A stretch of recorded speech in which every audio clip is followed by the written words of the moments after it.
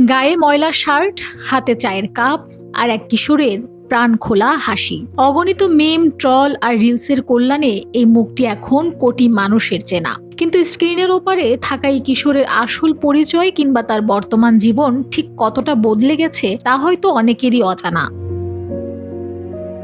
নিজের ভুবন ভোলানো হাসির মাধ্যমে সোশ্যাল মিডিয়ায় ঝড় তোলা এই কিশোরের নাম আসলে অরুণ কুমার। ভারতের মুম্বাইয়ের এক অত্যন্ত দরিদ্র পরিবারে জন্ম নেওয়া অরুণের জীবনটা কিন্তু সবসময় এত হাসি খুশি ছিল না। অভাবের চরম তাড়নায় চতুর্থ শ্রেণীর পর আর স্কুলের বারান্দায় পা রাখা হয়নি তার। খুব অল্প বয়সেই পেটের দায়ে অরুণকে বেছে নিতে হয়েছিল ট্রাকের হেলপারি।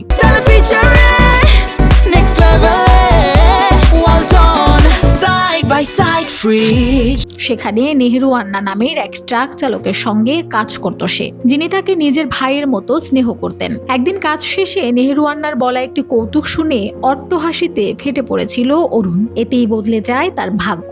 আন্নার ক্যামেরায় বন্দি করা সেই কাকতালীয় মুহূর্তটি সোশ্যাল মিডিয়ায় আপলোড হতেই রাতারাতি ভাইরাল হয়ে যায় বিশ্বজুড়ে।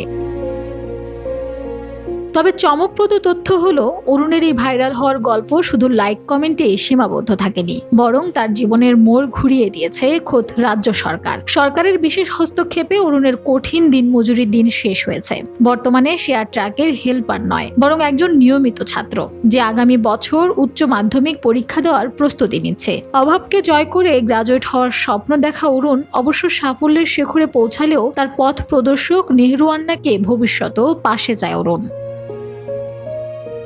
Desk report, Bangladesh bulletin.